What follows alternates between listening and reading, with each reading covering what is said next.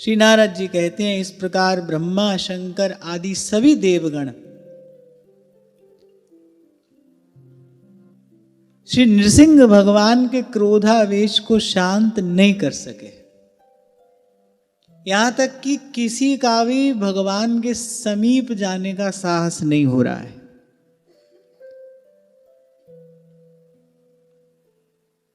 साक्षात् श्री प्रेषिता देवैर् दृष्ट्वा तन्महदद्भुतम् अदृष्टा श्रुतपूर्वत्वात् सानुपेयाय शंकिता।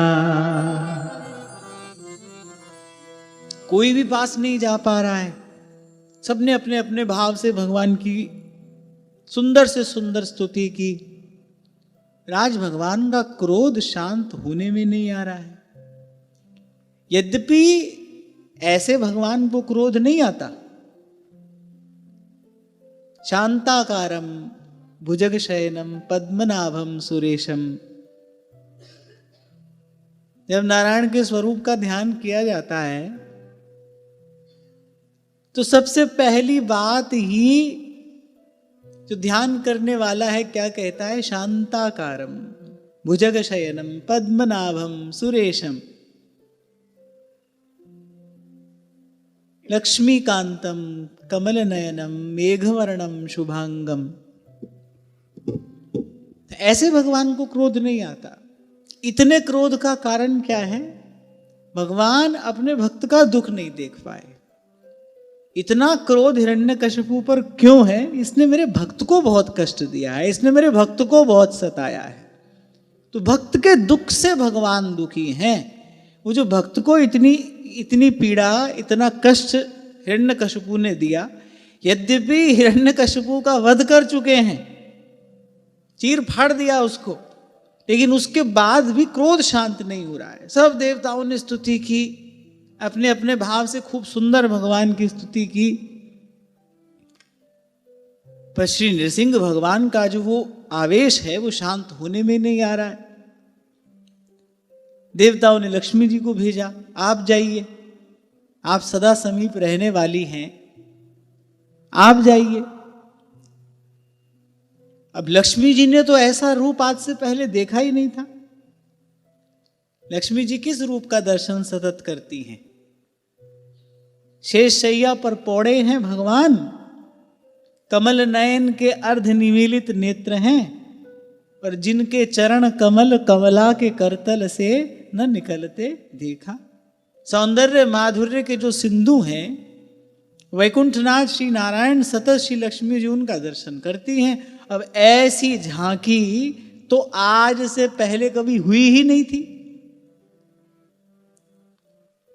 तो वो जो बड़ा विचित्र, बड़ा अद्भुत रूप जब लक्ष्मी जी ने देखा, देवताओं ने कहा कि माता किसी भी प्रकार से क्रोध शांत नहीं हो रहा है, और भगवान के क्रोध की अग्नि में तीनों लोक जल रहे हैं।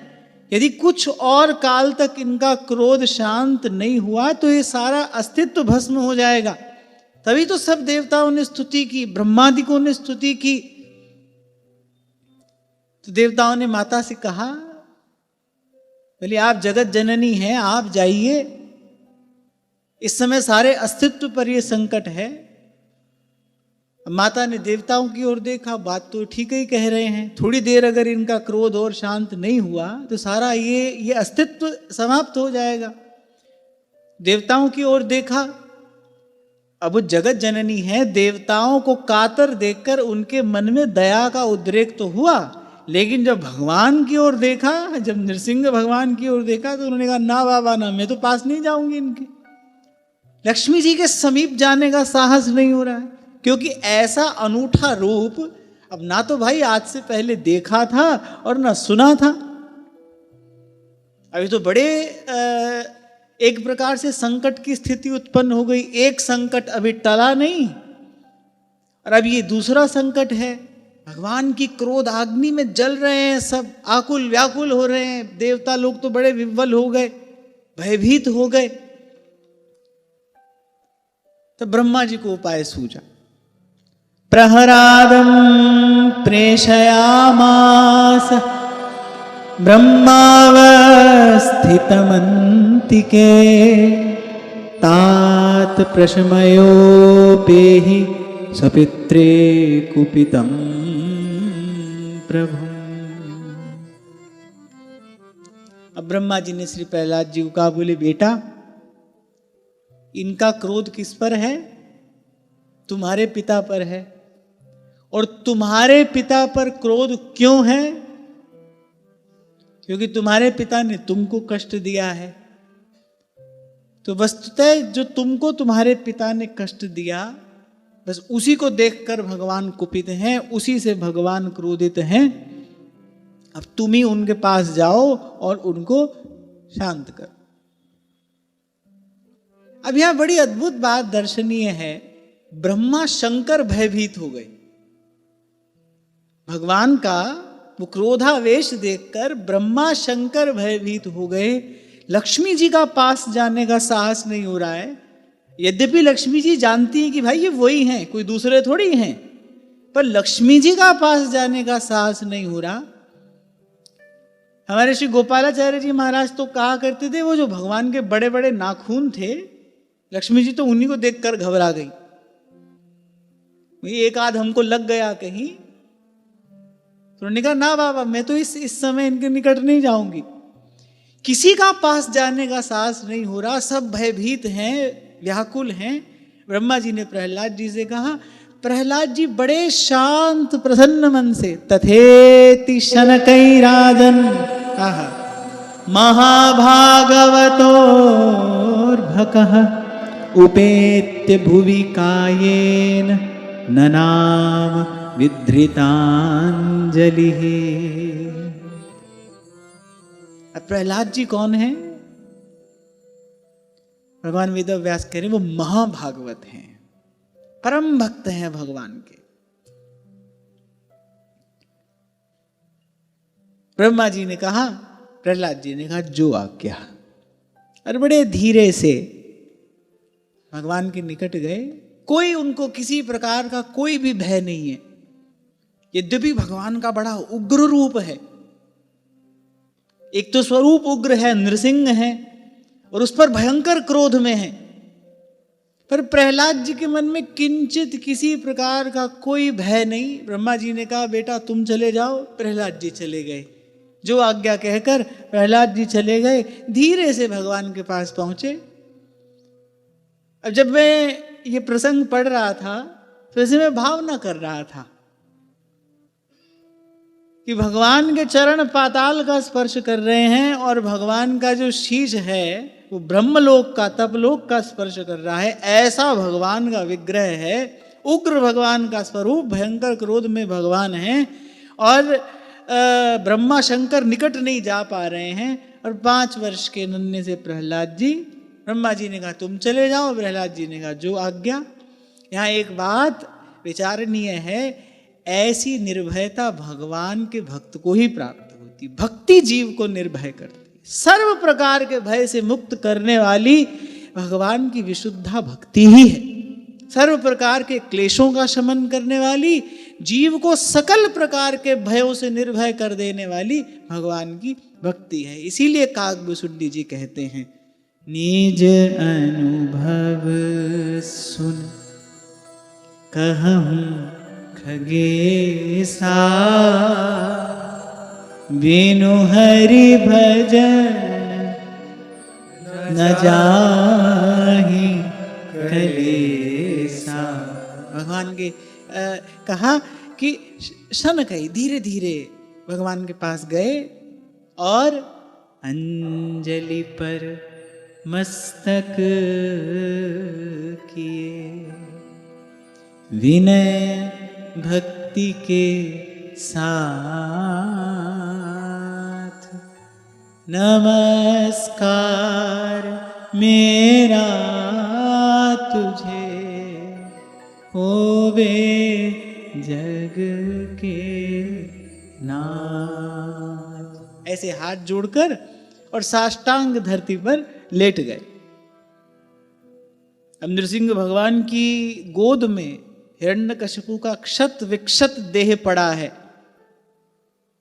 वध कर दिया भगवान ने, फिर भी क्रोध शांत नहीं हुआ। निकाल निकाल कर उसकी आंतड़ियाँ अपने कंठ में डाल रहे हैं, उसका आभूषण बना रहे हैं भगवान। तभी तो लक्ष्मी जी को भय लगा, बोले आज से पहले ऐसी झांकी तो देखी नहीं, ये तो बड़े शांत स्वभाव के हैं। लक्ष्मी जी ने सोचा ये तो बड़े शांत स्वभाव के हैं, ऐसा रूप तो हमने कभी देखा नहीं, क्या ऐसा भी हो सकता है? ब्रह्मा शंकर भी अचंभित हैं। पर प्रहलाद जी की बुद्धि स्थिर है। कहाँ? नारायण के चरण कमलों में स्थिर है। प्रणिपात पूर्वक अंजलि पर मस्तक किए विनय भक्ति के साथ और नमस्कार करते हुए और श्री भगवान के चरणों में साष्टांग श्री प्रहलाद जी लेट गए। अब नृसिंह भगवान ने देखा, अरे भाई ये नन्हा सा बालक और मेरे चरणों के समीप पड़ा हुआ है। बस जब ऐसी दशा श्री प्रहलाद जी की देखी, जब वो भाव भंगिमा, वो मुद्रा, वो नमस्कार, वो दैन्य जब प्रहलाद जी का देखा, अब भगवान का हृदय जो था वो दया से भर गया। यहाँ दूसरी बात ये समझने की है कि यदि कभी भगवान कुपित हो जाएं, ऐसे तो भगवान कुपित नहीं होते, पर यदि कभी भगवान कुपित हो जाएं तो झट से भक्त की ओट में चले जाना चाहिए, भक्त के पीछे जाकर छिप जाना चाहिए। केवल भक्त ही है जो आप भी निर्भय है और किसी दूसरे को भी निर्भय कर सकता है। रूठ गए ना, थोड़े से क्रोधित हो गए, इंद्र पर क्रोध आ गया, इसने मेरे ब्रजवासियों का अहित करने की चेष्टा की है, इंद्र पर क्रोध आ गया। जब श्री नारद जी ने जाकर इंद्र को चेताया, तब इंद्र भागा। तब नारद जी ने कहा ऐसे मत जाओ, वो इस समय रुष्ट हैं, वो दृष्टि यदि तुम पर पड़ गई तो तुम्हारा कोई अता पता बाकी नहीं रहेगा। तो क्या करो? गोपाल हैं, गौ की ओट में जाओ, गौ को देखेंगे तो उनके हृदय में दया का उद्रेक होगा, उनके पीछे जाना, गौ के पीछे जाना। इसलिए महाराज कहते हैं, कहु नानक हम ही हवाला, राग संतन के पाछे। और फिर हम तो भाई जन्म जन्म के अपराधी हैं। कौन सा ऐसा अपराध, कौन सा ऐसा गर्हित निंदित कर्म है जो हमने अनेक बार नहीं किया हो? सीधे भगवान के सन्मुख नहीं जाना चाहिए। गह भक्तन पद ओट, आप रोज पढ़ते हो ना, हरि कृपालु सब पाछली, छमी है तेरी खोट। भक्त के पीछे जाओगे तो पहले दृष्टि किस पर पड़ेगी? भक्त पर पड़ेगी। दृष्टि भक्त पर पड़ेगी, भक्त पर दृष्टि पड़ती भगवान प्रसन्न हो जाएंगे।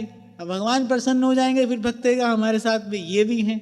अब प्रसन्न हो गए एक बार, बस ऐसे बात बन जाती है। इसलिए ध्रुवदास जी भक्त नामावली कहकर अंत में कहते हैं, गए भक्तन पद ओट, हरि कृपालु सब पाछली, छमी है तेरी खोट। भगवान से क्षमा मिल कैसे सकती है? अब ऐसे तो भाई भगवान निरपेक्ष हैं, उनको किसी से लेना देना नहीं है। उन्होंने एक सिद्धांत बना दिया है, आपके हमारे क्या, ब्रह्मा जी के लिए भी वही सिद्धांत है, कर्म प्रधान विश्व करी राखा, जो जस करई सो तस फल चाखा। ऐसे तो वो निरपेक्ष हैं। भगवान से क्षमा मिलेगी कैसे? अच्छा, जब तक क्षमा नहीं मिलेगी आगे कैसे बढ़ेंगे? और क्षमा कैसे मिलेगी? गह भक्तन पद ओट, हरि कृपालु सब पाछली, छमी है तेरी खोट। अब जैसे हमारा जीवन में कुछ कठोर नियम है, तो किसी के लिए नियम इधर उधर नहीं होगा। पर अब मान लो किसी समय, अब जैसे उदाहरण दूं मैं आपको, अब मान लो किसी समय शंभू जी आ जाए किसी को लेकर, इनसे आप मिल लीजिए। अब ठीक है भाई, मिल लेंगे, फिर मिल लेंगे। अब पहुंच मत जाना, ये तो मैंने ऐसे ही छोटा सा उदाहरण दिया है आपको। वो बेचारे पहले ही सुबह से शाम तक इतने व्यस्त रहते हैं। फिर कह रहा हूं, सिर्फ एक उदाहरण है समझाने के लिए। तो मैंने कभी कभी माननी पड़ती है ना बात, अपने नियम को एक और रख देना पड़ता है। ऐसे ही जब भक्त की ओट में जाते हैं हम भगवान के निकट, तो हरि कृपालु सब पाछली, छमी है तेरी खोट। इसका तात्पर्य क्या हुआ? माने पूर्व के सब पाप जब भस्म हो जाते हैं, मन शुद्ध हो जाता है। क्योंकि जब तक पूर्व का पाप रहेगा तब तक तुलसी पिछले पाप दे हरि चर्चा न सुहात। तब तक ना भगवान अच्छे लगेंगे, ना भगवान का नाम अच्छा लगेगा, ना कथा कीर्तन अच्छा लगेगा। इसलिए तो आपसे बार बार कहता हूं भाई, सब तालों की चाबी एक है। भक्ति स्वतंत्र सकल सुख खानी, बिनु सतसंग न पावही प्राणी। भगति तात अनुपम सुख मूला, मिलहि जो संत हो ही अनुकूला। भगति तात। तो पहली बात तो ये, भक्त की ओट में भगवान के पास जाना चाहिए। अच्छा, गोस्वामी जी एक और बड़ा सुंदर उदाहरण देते हैं। कहते राम सिंधु घन सज्जन धीरा, चंदन तरु हरि संत समीरा। भगवान तो समुद्र हैं, समुद्र में सब कुछ होता है। समुद्र में अमृत है तो समुद्र में विष भी तो है। समुद्र में बड़वानल भी है। अगर रत्न है तो समुद्र में बड़वानल भी है। सारे सारे संसार को भस्म कर दे ऐसी अग्नि भी समुद्र के भीतर छुपी है। बनाते ही चले जाना नहीं है शौक बस उसका, फना के वास्ते वो जलजले भी साथ रखता है। अब भगवान में तो सब कुछ है। राम सिंधु घन सज्जन धीरा, समुद्र से जल लेकर उसको मीठा कर कर बरसाने वाले तो बादल होते हैं। करे संत ऐसे बादल हैं, जो भी मिले उस संत से मिले। इसीलिए भगवान ने कहा कि आपको आपके मंगल का, कल्याण का एकमात्र उपाय बता देते हैं। प्रथम भगति संतन करी संगा। इसलिए शायद किसी एक सत्र में आपसे मैंने कहा था कि मेरा मानना ये है कि पहले पहले किसी को नाम जप में भी न लगाकर सत्संग में लगाना चाहिए। पहला नियम कोई मांगे ना कि हमको अपनी आध्यात्मिक यात्रा आरंभ करनी है, पहला काम हम क्या करें, पहला नियम क्या बनाएं? सत्संग का नियम बनाइए। और भगवान ने भी यही कहा है, प्रथम भक्ति संतन करी संगा। पहला काम यही करिए।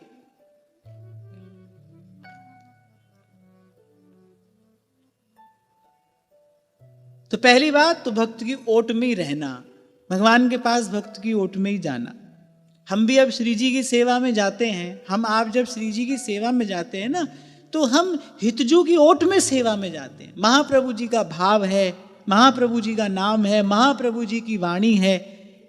ये ग्रहण करना माने महाप्रभु जी की ओट ग्रहण की है हमने, है ना। हितजू की ओट में हम श्री जी के पास जाते हैं, ऐसे ही जा सकते हैं, और कोई उपाय नहीं है। तो पहली बात तो ये। और दूसरी बात, प्रहलाद जी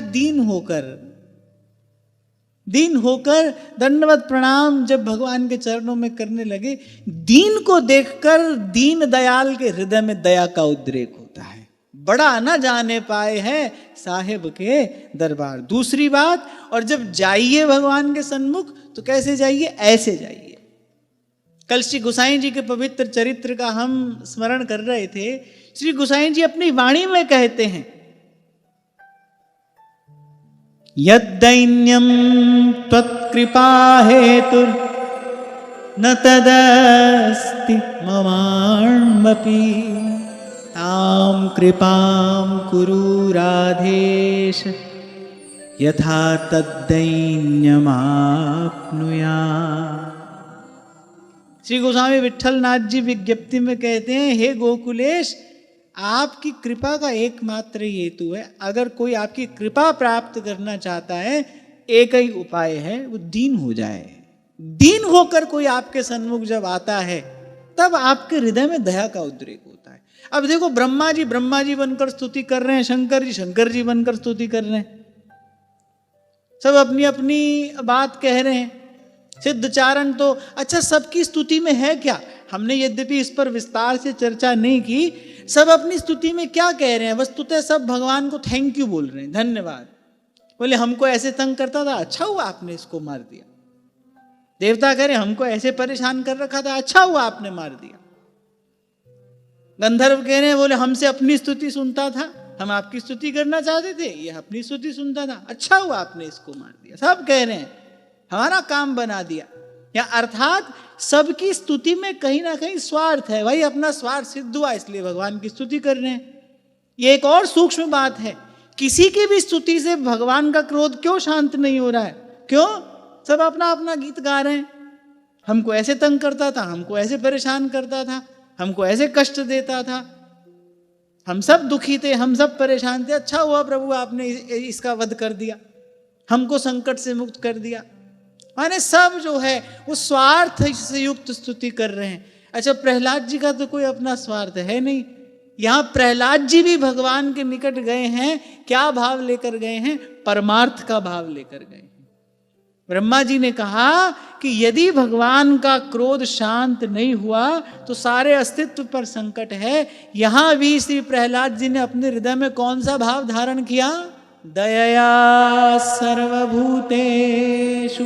जीव मात्र पर दया का भाव हृदय में धारण करके श्री प्रहलाद जी गए, दीन होकर भगवान के चरणों में पड़ गए। दया सर्वभूतेषु, उनका अपना कोई स्वार्थ नहीं, उनको तो कोई भय है नहीं, उनकी रक्षा के लिए भगवान ने रूप धारण किया है। प्रहलाद जी को तो कोई भय नहीं है, किसी को भी भय हो सकता है, कोई भी चिंतित हो जाए, पर प्रहलाद जी को तो भयभीत चिंतित होने की आवश्यकता नहीं है। प्रहलाद जी की रक्षा के लिए, प्रहलाद जी के सुख के लिए तो भगवान ने रूप धारण किया है। पर ब्रह्मा जी ने कहा कोई नहीं जा पा रहा है, तुम चले जाओ। प्रहलाद जी झट चले गए, परमार्थ के लिए चले गए, परोपकार के लिए चले गए।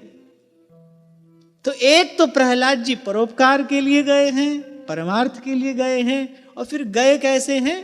अंजलि पर मस्तक की। इसलिए आपको कभी मैंने कहा था, ये जो प्रणाम की, नमस्कार की मुद्रा है, ये बड़ी अद्भुत है, इसमें विज्ञान है। जब आप किसी को भाव में भरकर प्रणाम करते हैं ना, आप पात्र बन जाते हैं, आप में ग्रहण करने की क्षमता विकसित हो जाती है उसी क्षण, जैसे ही आप भाव में भरकर किसी को प्रणाम करते हैं। इसीलिए संतों ने प्रणाम की इतनी महिमा गई है। प्रणाम की विधि बताइए, कैसे प्रणाम करिए? अंजलि पर मस्तक किए। और मैं ये बात आपको बड़ी विनम्रता पूर्वक एक साधक के रूप में कह रहा हूं कि इसी प्रणाम के बल पर, केवल प्रणाम के बल पर मैंने अपने जीवन में बहुत कुछ दिया भी है और पाया भी है। केवल प्रणाम से, केवल प्रणाम।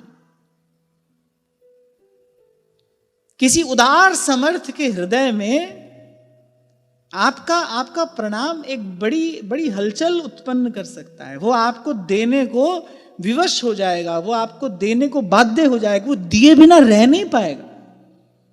जब कोई इस प्रकार भगवान के सन्मुख जाकर भगवान को प्रणाम करता है ना, तो फिर भगवान दिए बिना रह नहीं पाते। साष्टांग लेट गए प्रहलाद जी। यही बात श्री गोस्वामी जी अपनी वाणी में कह रहे हैं, श्री गोसाई विट्ठलनाथ जी कह रहे हैं कि यही दैन्य तो आपकी कृपा का हेतु है प्रभु। ध्रुवदास जी कहते हैं ना, जल और प्रेम का एक ही स्वभाव है, उस ओर बह जाते हैं जहां पर निवान होता है। आपके शब्द, आपकी चेष्टा, आपकी मुद्रा, ये बहुत महत्वपूर्ण है। मुझे याद है कुछ वर्ष पहले की घटना है। मैं किसी को प्रसाद दे रहा था, ठाकुर जी का भोग लगा था, मैं किसी को प्रसाद दे रहा था। मैंने कहा प्रसाद ले लीजिए। अब उसने क्या किया, ऐसे एक हाथ आगे कर दिया। एक तो एक बात याद रखना, एक हाथ से कभी प्रसाद नहीं लिया जाता। कुछ लोगों को मैंने देखा है ऐसे एक हाथ आगे कर देते हैं। एक हाथ से कभी प्रसाद ग्रहण नहीं किया जाता, एक हाथ से प्रणाम नहीं किया जाता। ये भी हमारे स्वभाव में होता है कि कभी कभी हम किसी को ऐसे प्रणाम कर देते हैं। ऐसे कभी भी नहीं करना चाहिए। या तो दोनों हाथ से प्रणाम करिए, नहीं तो केवल मुख से भगवान का नाम ले दीजिए, पर ऐसे मत करिए। ऐसा वाक्य मिलता है, ऐसा करने से अपना पुण्य क्षीण होता है। एक हाथ से प्रसाद नहीं लिया जाता। प्रसाद ग्रहण करने की भी एक मुद्रा है, किस प्रकार प्रसाद ग्रहण किया जाए। तो मुझे याद है ये घटना घटी, मैं बड़े भाव में भरकर और प्रसाद दे रहा हूं किसी को, सामने वाले व्यक्ति ने ऐसे हाथ कर लिया। अब मेरी प्रसाद देने की इच्छा ही समाप्त हो गई और मैंने प्रसाद नहीं दिया। मैंने नहीं दिया प्रसाद, वापस रख लिया मैंने।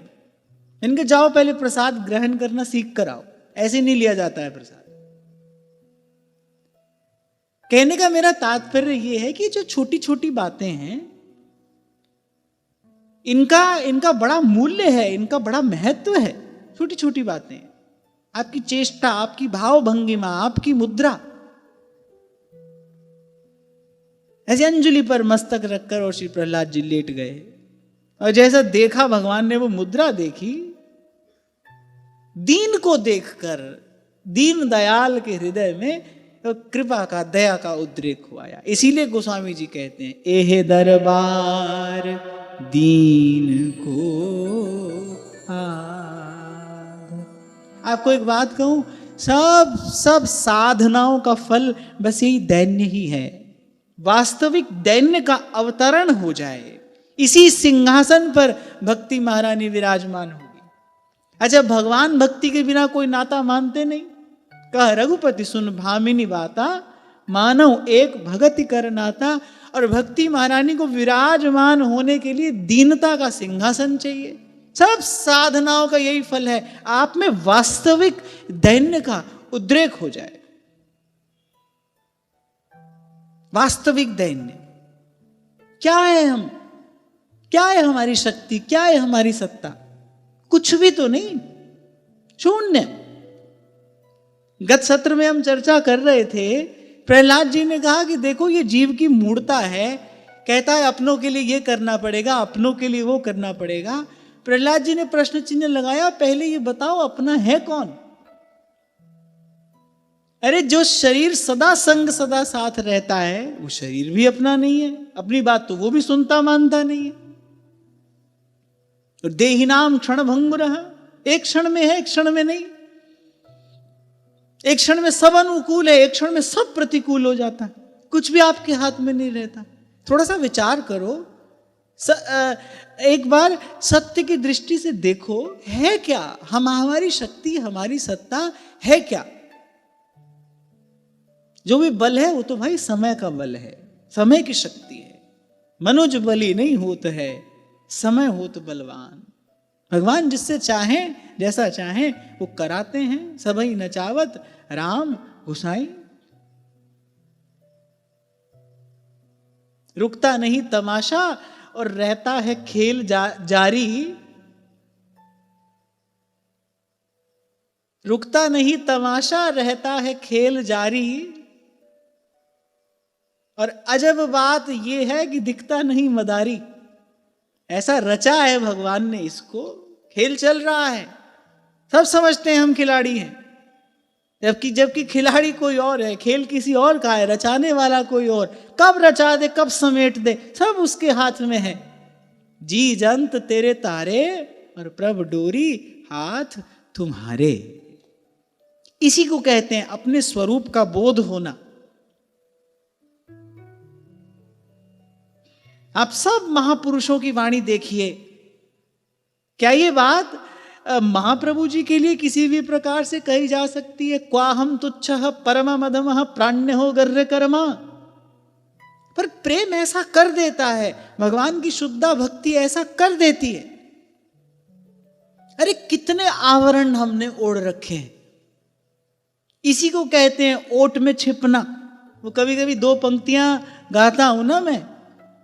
प्रेम रस बरसे रे मनवा, प्रेम रस बरसे मन चातक क्यों तरसे रे मनवा, प्रेम रस बरसे। बूंद बूंद में विमल प्रेम रस बरसे अंबर से, तू क्यों छिपा होठ में पगले, तू क्यों छिपा होठ में पगले, भीजन के डर से रे मनवा, प्रेम रस बरसे। कहने वाला कह रहा है अरे कृपा तो बरस रही है, तू क्यों छिपा ओठ में पगले। किस ओठ में छिपे हैं हम? यही जो लबादे हमने ओढ़ रखे हैं ना, मैं ये हूं, मैं वो हूं, अपनी जो मान्यताएं हैं। कोई अपने आप को क्या समझता है, कोई अपने आप को क्या समझता है। प्रेम का आस्वादन कैसे होता है महाप्रभु सिखा रहे हैं। न जानीत लोकम न च निगम जातम कुल परंपराम, वानो जानत अहह न सताम चापि चरितम। किसी ने पूछा आप कौन? कुछ नहीं, कुछ न था तो खुदा था, और कुछ ना होता तो खुदा होता।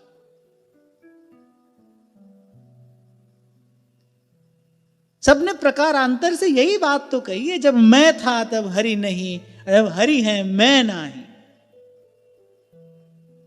बाबा बुल्ले शाह कहते हैं, बुल्ले शाह गल तां बन दी जो मैनू दिलों मिटाइए, जो मैनू दिलों मिटाइए। और हम देखें अपनी ओर, हम जो करते हैं,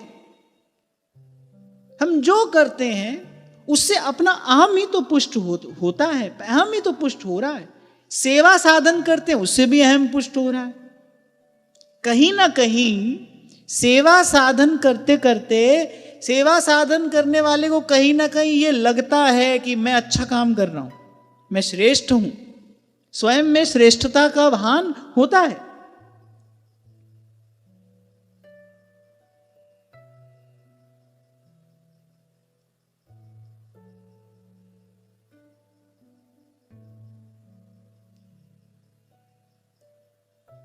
श्री गोसाई जी विज्ञप्ति में ही कहते हैं, सर्व साधन शून्यो हम सर्व सामर्थ्यवान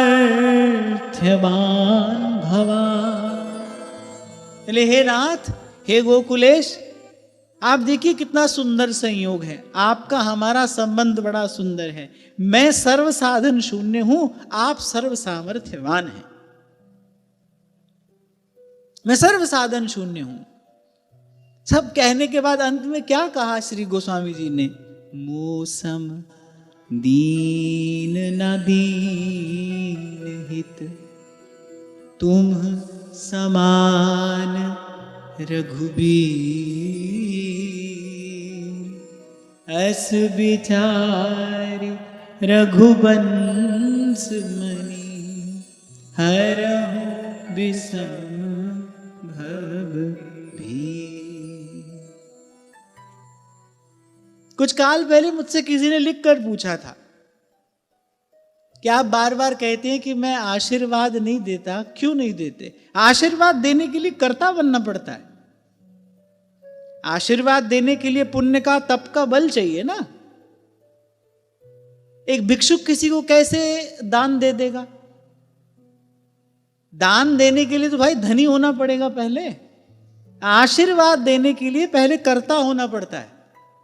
हाँ भाई, मैंने पुण्य किया है, मैंने तप किया है, मैं अपने पुण्य और तप के बल पर तुमको आशीर्वाद देता हूं। अब कुछ लोग ऐसे ही फोकट में जाने क्या क्या कहते चले जाते हैं, उससे होता क्या है, उल्टे अपनी हानि होती है। आपको मैंने एक उदाहरण दिया था ना, ये बिल्कुल ऐसा है जैसे आपने किसी को, अकाउंट में कुछ है नहीं, आपने चेक काट कर दे दिया, अब चेक बाउंस होगा, अभी दंडनीय अपराध है। ऐसे ही देते चले गए आशीर्वाद, जीवन कोई भजन साधन है नहीं, आशीर्वाद आशीर्वाद आशीर्वाद। शब्द ब्रह्म है भाई, शब्द शब्द व्यर्थ नहीं जाता, बहुत सावधान होकर कहना चाहिए कुछ भी। तो आशीर्वाद देने के लिए कर्ता होना पड़ता है। आशीर्वाद देने के लिए तो आपको मानना पड़ेगा, हाँ भाई मैं पुण्यात्मा हूं, तभी उसी बल पर आशीर्वाद दे रहा हूं, मैं तपस्वी हूं तभी उसी बल पर आशीर्वाद दे रहा हूं। हम तो भाई सर्व साधन शून्य हैं। जो कुछ किया सो तुम किया, मैं कछु किया नहीं, कहीं कभी जो मैं किया, तुम ही थे मुझमें। अच्छा, कभी कभी पूछने वाला शास्त्र पुराण की कोई ऐसी उक्ति लिख कर दे देता है कि अपनी बात पर कभी कभी संशय हो जाता है कि भाई हम ठीक तो कह रहे हैं ना, पर फिर संतों की वाणी से हमारा सब समाधान हुआ। मैं अपनी बात कहूं, संतों की वाणी से हमारा सब समाधान हो गया, कोई जीवन में प्रश्न नहीं बचा। इतना सीधा स्पष्ट मार्ग संतों की वाणी ने दिखा दिया। अब हम चलें न चलें ये तो भाई हमारा भाग्य, हमारी सामर्थ्य, हमारी योग्यता है, पर संतों ने कृपा करने में कोई कोर कसर नहीं रखी, सीधा सच्चा मार्ग हमको दिखा दिया। ये रास्ता यूं सीधे जाता है और वहां पहुंचाता है। व्यास जी की वाणी में हमको इसका प्रमाण मिल गया। व्यास जी कहते व्यास न देत असीस शराब, पहले ना आशीर्वाद देते हैं ना श्राप देते हैं। दोनों ही देने के लिए आपको पहले कर्ता बनना पड़ेगा, दैन्य छोड़ना पड़ेगा। दैन्य क्या है? मुझसे भया न होएगा साहिब करता मोर, देत लेत है आप ही पलटू पलटू सो। मैं ऐसा नहीं कह रहा कि आशीर्वाद देने वाले लोग नहीं हैं, पर हम यहाँ किसी और विषय पर बात कर रहे हैं। कोई बहुत बड़ा पुण्यात्मा हो आशीर्वाद दे सकता है, तपस्वी हो आशीर्वाद दे सकता है, योगी हो आशीर्वाद दे सकता है, पर भगवान का भक्त ऐसा नहीं होता। मैं ये कहना चाह रहा हूं, भक्त एक क्षण के लिए भी इस कर्तापन को, इस अहम भाव को स्वीकार नहीं करता है। आप सोचिए, मानस की रचना ये कोई मानवीय कृत्य नहीं है, कोई दैवी कृत्य भी नहीं है। मनुष्य क्या, देवता भी ये कार्य नहीं कर सकते, ये तो प्रभु का ही कार्य है, प्रभु ने ही किया है। गोस्वामी जी के रूप में साक्षात श्री रघुनाथ जी की कृपा ही इस धराधाम पर अवतरित हुई है, वो भगवान की कृपा शक्ति है। पर एक क्षण के लिए भी क्या अद्भुत उनका दैन्य, आप उनकी वाणी देखिए, आप विनय पत्रिका देखिए, क्या गोस्वामी जी का अद्भुत दैन्य है। मानस जैसे ग्रंथ की रचना करने के बाद वो अंत में क्या कह रहे हैं, मूसम दीन न दीन तुम समान रघुबीर, अस विचार रघुवंश मणि, हरहूं विषम भव भी, तू दयालु दीन हो, तू दानी हो भिखारी। स्वामी जी के चरित्र में आता है, बहुत विशाल बृहद कहीं संतों का भंडारा हो रहा था और बड़े आदर पूर्वक श्री गोस्वामी जी को निमंत्रण दिया गया। अब जब वहां पहुंचे, अब बड़ा विशाल भंडारा था, भीड़ लगी थी। हम जैसे लोग तो कहीं जाते हैं, 2-4 लोग आगे पीछे रहते हैं, फिर आगे वहां पहले सूचना देकर जाते हैं हम महाराज आ रहे हैं, है ना। अभी तमाशा देखते ही हैं, हम भी इसका हिस्सा हैं। देखते क्या हैं, हम भी इसका हिस्सा हैं।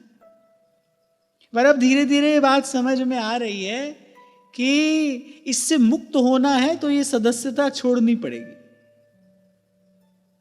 यदि इससे वस्तुतः मुक्त होना है फिर इसकी सदस्यता छोड़नी पड़ेगी, माने इसका हिस्सा बने नहीं रह सकते आप। इसका हिस्सा बनेंगे तो आपको वो करना पड़ेगा। अब की बार जब बरसाने जाना हुआ तो श्री जी की कृपा से बहुत संतों का दर्शन करने का सौभाग्य मिला, और अब की बार पहली बार अनुभव हुआ कि देखो साधु के वेश की भी कितनी महिमा है। अब हम तो भाई जो के त्यों हैं, जैसे के तैसे हैं। जहां जहां पर गए, खैर एक बात तो मुझे कहनी पड़ेगी कि इस विषय में श्री ठाकुर जी ने सदा ही हमारा पक्षपात किया है, और संतों का खूब प्रेम स्नेह मिला है, और जीवन में जो भी है वो उसी का ही फल है, उसी का प्रताप है, उसी का प्रसाद है। मैं यदि अपने विषय में कुछ कहूं तो एक ही बात कहनी है, और वो है संत कृपा। जो भी है वो संतों की कृपा है। अब भगवान तो भाई जब सामने आएंगे आएंगे, और उनकी इच्छा है, उनको कोई आग्रह नहीं है। पर संत कृपा को तो आंख से देखा है ना, संत कृपा को तो इस आंख से देखा है, इस जीवन में उसका अनुभव किया है, और एक बार नहीं प्रत्येक बार किया है। ये जीवन संतों की कृपा से ही पुष्ट हुआ है, इसका पोषण संतों ने ही किया है। जो है संतों की कृपा है। और मैं देख रहा था कि देखो संतों के वेश की भी कितनी महिमा है, कि अब की बार जहां जहां पर हम गए खूब संतों का दर्शन हुआ, प्रसाद मिला। जहां जहां पर गए सब संतों के मुख से एक ही शब्द हमको सुनने को मिला। जिसके पास जाते थे तो संत कहते थे लो बाबा आ गए। तो मैंने कहा देखो संतों ने ही ये वेश प्रसाद स्वरूप हमको प्रदान किया था। भक्तमाल जी की जयंती थी उस दिन, है ना। भक्तमाल जी की जयंती थी। हम जयपुर में, गत वर्ष की बात है, हम जयपुर में, नहीं इसी वर्ष की बात है। अब की बार जयपुर में 2 बार कथा हुई ना, फरवरी की बात है। कथा का विश्राम दिवस था, और खूब संत, हम जहां थे वहां पर संत लोग भी थे। और 3 दिन से कथा तो 2.5 घंटा होती थी गोविंद देव जी में, और संतों के साथ जो चर्चा चलती थी वो सुबह मंगला से शयन पर्यंत, और शयन के बाद भी। तब कभी कभी इस बात का अनुभव होता था, क्यों बाईसा आनंद में भरकर गाती हैं, भाग जग्या हमारा साध संगत सू सांवरिया के बट। साधु संग बैठ बैठ लोक लाज खोई, असुवन जल सींच सींच प्रेम बेली बोई। और अब तो बेल फैल गई कहाँ करेगो कोई, मेरे तो गिरधर गोपाल दूसरो ना कोई। तो बड़ा सत्संग का सुख मिल रहा था। और ठाकुर जी ने भी चुन चुन कर दिव्य मूर्तियां हमको प्रदान की। 50-50, 60-60 साल के साधु, उनकी सब जीवन की बात, उनके सब अनुभव सुनने में बड़ा आनंद आता है। और सीधे सच्चे महात्मा। तो तीसरा दिन जिस दिन कथा का विश्राम हुआ, भक्तमाल जी की जयंती थी। अच्छा ये भी संयोग था, क्योंकि हमने तो अंग्रेजी तारीख के हिसाब से दिन निश्चित किए थे, संयोग से भक्तमाल जी की जयंती थी। हम तो अपना सजे धजे बैठे ही थे। शयन हो गया था ठाकुर जी का, सबने प्रसाद भी पा लिया था। 2 महात्मा रमज कहने लगे, चलो महाराज जी आज आपका श्रृंगार करते हैं। श्रृंगार तो हमारा हम किए ही बैठे हैं, बोले चलो आज आपका हम श्रृंगार करते हैं। तो जो हमने धारण किया था वो सब हटाकर और संतों ने पहना दिया। उसी समय मेरे मन में ये भाव आया, मैंने कहा देखो आज भक्तमाल जी की जयंती है और हमारे व्यास जी कहते हैं आदि अंत और मध्य में रसिकन की यह रीति संत सभई गुरुदेव है। अब वेश तो गुरु से लिया जाता है ना, और वहां व्यास जी कह रहे हैं और कह रहे हैं मैं ये बात प्रमाण देकर कह रहा हूं, संत सभई गुरुदेव है, व्यास है यह प्रतीति। वह हमारे सोने चांदी की सब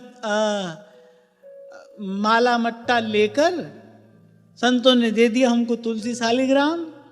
हमने कहा भाई ठाकुर जी का संकेत है, अब इसको समझ जाना चाहिए। पर इतना हमने उनसे प्रार्थना की, हमने कहा आपने अपनी कृपा से ये प्रसाद हमको दिया है, मैं तो किसी भी प्रकार से इसके योग्य नहीं हूं, किसी भी प्रकार से मैं कोई पात्र नहीं हूं, तभी मैंने कभी इस ओर जाने का साहस नहीं किया,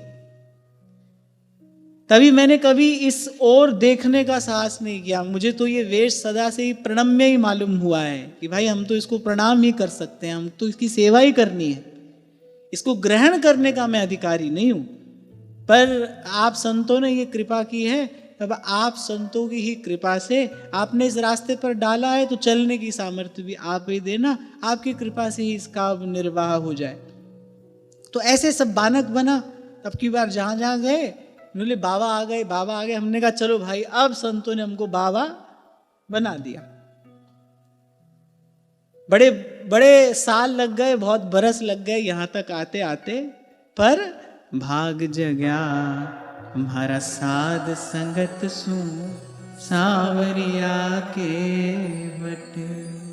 हाँ, पर एक बात मुझे फिर कहनी है कि इस सब के आदि मध्य और विश्राम में केवल केवल केवल संतों की कृपा है। संत प्रसन्न हो जाएं, संत रीझ जाएं। हमारे पूज्य पंडित जी महाराज तो कहा ही करते थे, अपने अंतरंग जनों से तो स्पष्ट ही कह देते थे, बोले तुम केवल मुझे प्रसन्न कर लो, है ना। अपने अंतरंग जनों से पूज्य पंडित जी कह दिया करते थे, बोले हमको प्रसन्न कर ले, तुम हमको प्रसन्न कर लो। यही युक्ति है, इसी विधि जीव का कल्याण सदा से होता आया है और अनंत काल तक इसी विधि से ही जीव का कल्याण होगा।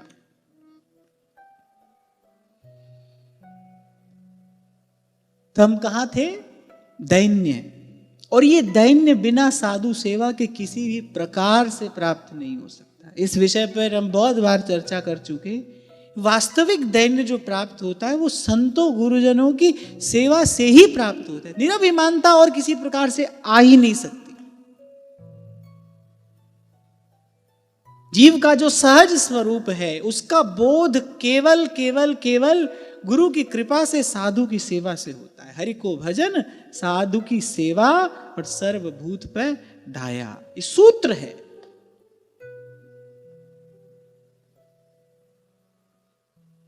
इसको अविलंब अप्लाई करके देखिए, अनुभव करके देखिए। हरि को भजन, साधु की सेवा और सर्वभूत पे ढाया। अब कोई कहे कि सेवा करने के लिए कहां जाएं, किसकी सेवा करें? कहीं जाओ मत, कहीं दौड़ने भागने की आवश्यकता नहीं है। अपने ढूंढे से साधु मिलेगा भी नहीं, अपने ढूंढे से संत मिलेगा भी नहीं। आप सेवा करने के लिए पहले तैयार होइए, आप सेवा करने के लिए पहले तत्पर होइए। अपना अहम, अपना अभिमान खोकर, छोड़कर, जो अवसर आपको जहां आप हैं वहां मिले वहीं से सेवा करनी आरंभ करो। जैसे हम कहते हैं ना, जब तक गुरु न मिले तब तक क्या करें? तब तक भी जपना तो भगवान का नाम ही है। जिस नाम में प्रीति हो, जिस नाम में निष्ठा हो, जो रुचि हो, उस नाम को जपना आरंभ करो। ऐसे ही संतों गुरुजनों की सेवा में अगर पहुंचना है तो जहां भी आप हो वहीं से सेवा करना आरंभ करो, अहम छोड़कर, अभिमान छोड़कर। मैं आपको बड़ी विनम्रता पूर्वक दोनों हाथ जोड़कर ये बात कह रहा हूं कि सत्य के कांच से देखोगे कुछ नहीं है, हम कुछ भी नहीं, क्षुद्र जीव है, तुच्छ, कोई सामर्थ्य नहीं है इसकी। तिनका बयार के बस, तिनके की होती है अपनी कोई सामर्थ्य, उसकी कोई अपनी रुचि है, उसका स्वयं पर कोई नियंत्रण है? बहती हवा उसको जहां चाहे वहां बहा कर ले जाए। तिनका बयार के बस। ऐसे जीव की कोई सामर्थ्य नहीं है। खूब हम ब्रह्मास्मि करते रहो, कुछ नहीं होता है इससे।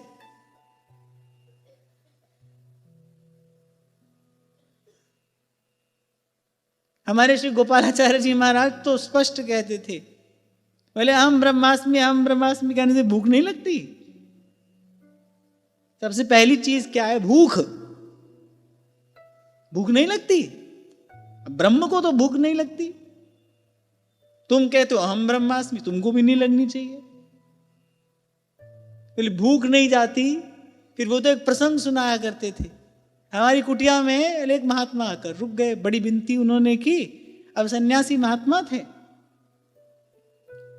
वेदांती थे, रुक गए। अब संत के पास जब कोई आएगा तो थोड़ी चर्चा का होना स्वाभाविक है। अब स्वामी जी तो परम वैष्णव, भगवत प्राप्त महापुरुष थे, भगवान की भक्ति उनका सर्वस्व। अब वो वेदांती महात्मा रहे होंगे, वो कुछ अपनी बात कहने लगे। जैसे काकभुसुंडी जी और लोमस ऋषि का परस्पर संवाद हुआ ना, ऐसे वो अपनी बात कहने लगे। अच्छा, भक्त का एक स्वभाव होता है, वो ये जानता है कि इस प्रकार के तर्क वितर्क का, वाद विवाद का कोई परिणाम तो आता नहीं, केवल समय नष्ट होता है। स्वामी जी मुस्कुरा कर रह गए, अपनी सेवा में लग गए, अब उनकी व्यवस्था कर दी। अब ठाकुर जी ने जाने क्या लीला की,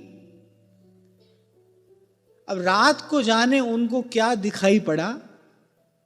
ऊपर कुटिया में रुके थे और वो तो गिरते पड़ते लड़खड़ाते भूत भूत भूत गए थे, नीचे आए। स्वामी जी ने कहा, बोले ना भूख जाती है ना भूत जाता है, क्या करें ऐसे अहम ब्रह्मास्मि का। ना भूख जाती है ना भूत जाता है, भूख भी लगती है, भूत से भय भी लगता है।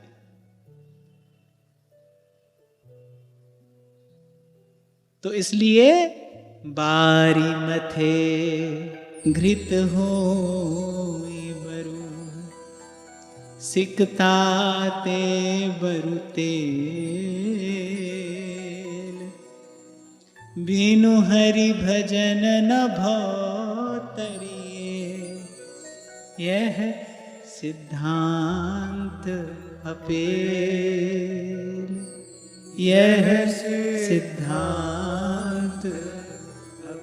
सेवक सेव्य भाव बिन भव न तरिए उर्गारी। गोस्वामी जी कह रहे ये सिद्धांत है, सेवक सेव्य भाव बिन भव न तरिए उर्गारी। सार की बात क्या है? हमको सेवक होना है। सेवा का अभ्यास जहां हो वहीं से आरंभ करो। जब अवसर दें प्रभु, जैसा अवसर दें सेवा करो। श्वासों की माला पर प्रभु का नाम चलता रहे, हरि को भजन, साधु की सेवा, सर्वभूत पे दाया। तो श्री प्रहलाद जी का दैन्य देखकर जो आवेश में थे नृसिंह भगवान, उनका क्रोध शांत हो गया, दया का उद्रेक हो आया। बड़ा सुंदर श्लोक है। स्वपाद मूले पतितं तमर्भकं, विलोक्य देवः कृपया परिप्लुतः। अपने चरणों में गिरा देखा भगवान ने श्री प्रहलाद जी को। यहां तो लिखा है कि विलोक्य देवः कृपया परिप्लुतः, हृदय भर गया कृपा से। कैसी प्रहलाद जी की भंगिमा रही होगी, कैसा प्रहलाद जी का प्रणाम रहा होगा। एक क्षण पहले इतने भयंकर क्रोध में नृसिंह भगवान हैं, ब्रह्मा शंकर स्वयं लक्ष्मी जी का पास जाने का साहस नहीं हो रहा। प्रहलाद जी ने कोई स्तुति नहीं की, कुछ नहीं किया, केवल प्रणाम ही तो किया है, केवल प्रणिपात किया, प्रणाम। क्रोध तो शांत हो ही गया। श्री प्रहलाद जी के प्रति कृपा का समुद्र हिलोरे लेने लगा श्री नृसिंह भगवान के हृदय में।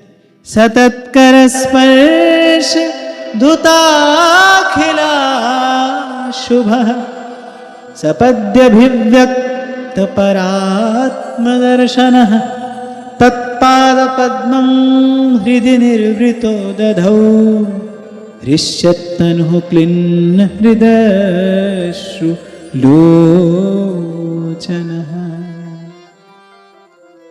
आजा भगवान के हृदय में दया का वो जो उद्रेक हुआ, भगवान ने अपना कर कमल जो था श्री प्रहलाद जी के शीश पर पधरा दिया और भगवान के कर कमल का स्पर्श होते ही, अब बहुत सावधान होकर सुनना, यहां एक बात भगवान वेदव्यास कह रहे हैं, सतत कर स्पर्श धुता खिला शुभ। बोले जो बचे खुचे अशुभ संस्कार थे वो भी धुल गए, धुता खिला शुभ।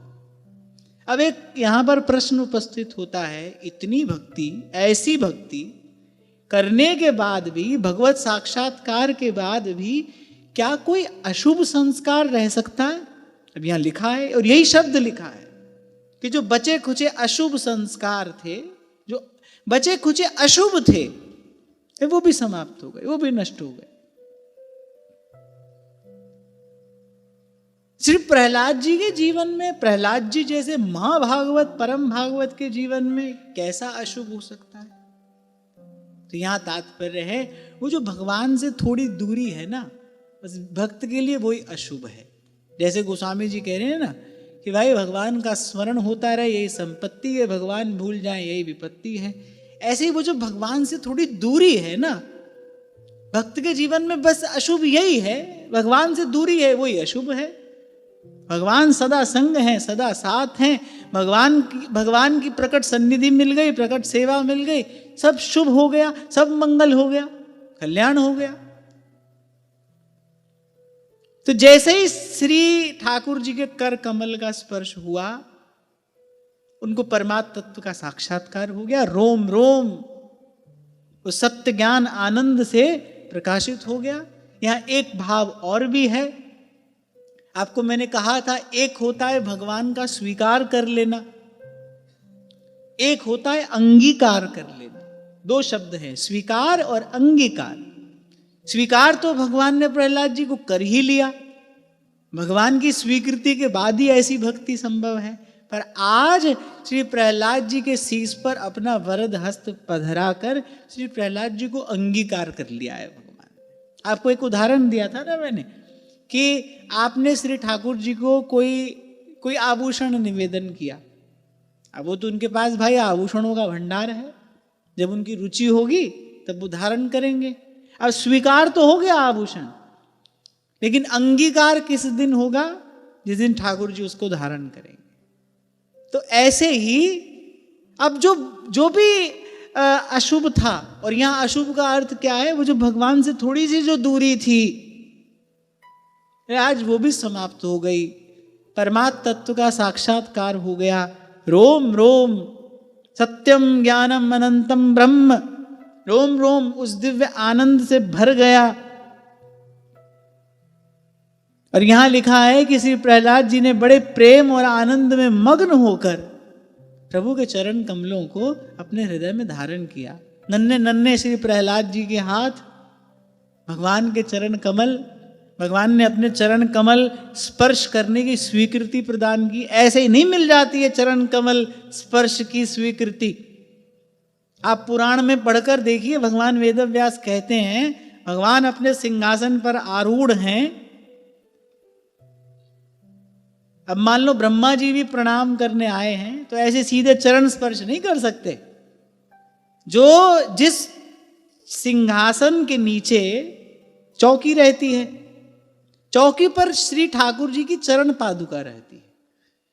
तो ब्रह्मा जी अपने किरीट के अग्रभाग से, माने मुकुट की जो नोक होती है ना, मुकुट की यहां शिखा होती है, उसकी एक नोक होती है, बस उस किरीट के अग्रभाग से चरण पादुका नहीं, जिस चौकी पर चरण पादुका रखी है, बस उस चौकी का स्पर्श कर सकते हैं। इतना ही अलाउड है, उनको प्रोटोकॉल है। ऐसे नहीं कि आए ब्रह्मा जी और लिपट जाएं भगवान के चरणों से। तभी व्यास जी कहते हैं, जो रज शिव सन का दिख जाचत सोरज शीस चढ़ाऊं, उनको तो ये रज मिलती नहीं, वो तो रज प्राप्त ही नहीं कर सकते। उनको तो केवल चरण चौकी के स्पर्श का अधिकार है, वो भी हाथ से नहीं, मस्तक से नहीं। मुकुट ब्रह्मा जी ने पहना है, उस मुकुट के अग्रभाग से बस हल्का सा स्पर्श करा सकते हैं, इतना ही प्रणाम करने का अधिकार है उनको। और यहां श्री ठाकुर जी ने स्वीकृति दे दी प्रहलाद जी को। प्रहलाद जी लिपट गए भगवान के चरणों से। श्री ठाकुर जी के चरण कमल हैं, भक्त का हृदय है और वो भाव में भरा है। भगवान का वरद हस्त शीश पर है। एक भक्त की और क्या अभिलाषा हो सकती है, इसके बाद और क्या प्राप्त करना रह जाता है। जैसे ही श्री ठाकुर जी के चरण कमलों का स्पर्श हुआ, आहा, श्री प्रहलाद जी का रोम रोम पुलकित हो गया। वो जो जन्म जन्मांतर से वो जो द्वार बंद पड़े थे, चरण स्पर्श होते ही। अच्छा, श्री ठाकुर जी की चरण रज की महिमा क्या है? श्री ठाकुर जी की चरण रज जो है, संतों की चरण रज जो है, भगवत प्राप्त महापुरुषों की जो चरण रज है, वो जीव की जड़ता दूर करने वाली है। जड़ होकर पड़ी है ना ऋषि पत्नी, ये बोध कथा भी है, ये कुछ बोध भी प्रदान करती है। ऐसे ही जीव है, जन्म जन्मांतर से जड़ पड़ा है। कोई संत आता है, ससंकोच श्री रघुनाथ जी ने पूछा, क्या क्या किया जा सकता है यहां? श्री विश्वामित्र जी क्या कह रहे हैं? चरण कमल रज चाहती।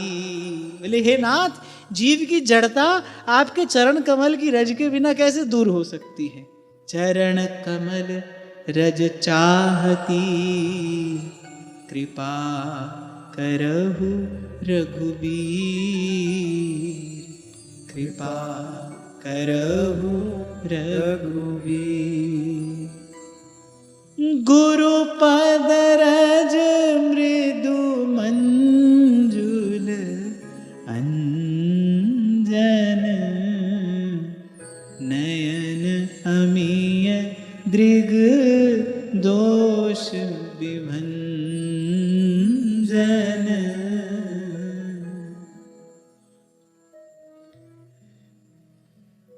यहाँ के रसिक संत कहते हैं ना, अरे वृंदावन रज पायली सो पाए वो कहा रहे हो। वृंदावन रज की महिमा क्यों है? उस दिन परम श्रद्धेय श्री मलुक पीठ वाले महाराज जी कह रहे थे ना, प्रेमी महानुभावों के अश्रुओं से सिंचित एक एक रज कण है यहाँ का, ये इसकी महिमा है।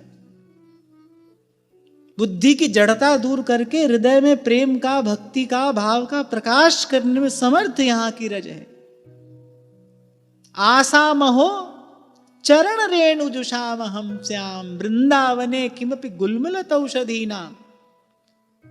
शिव विधि उद्धव सबन के ये आशा रहे चित्त, गुल्म लता होए सिर धरे वृंदावन रज नित। रज की महिमा है।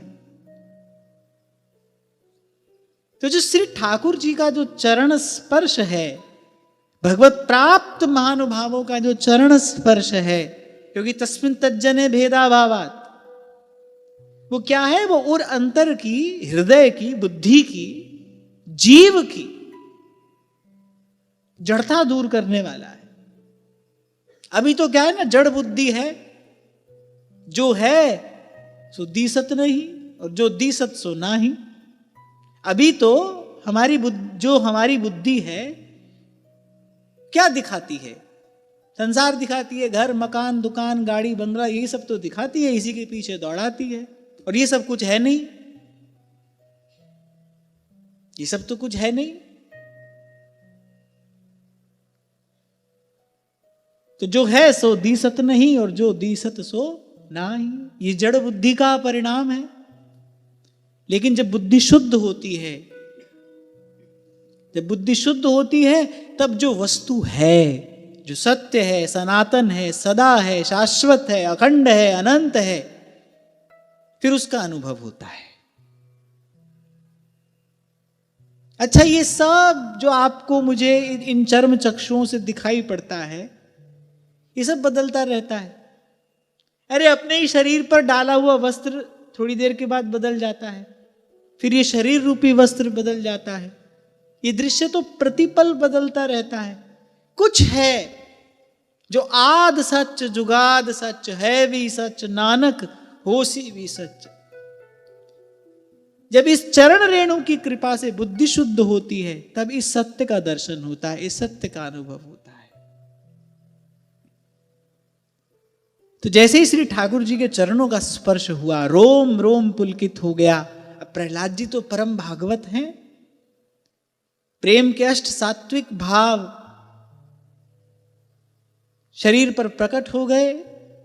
भक्ति श्रृंगार करती है ना, भक्ति जीव का श्रृंगार करती, सजाती है वो जीव को।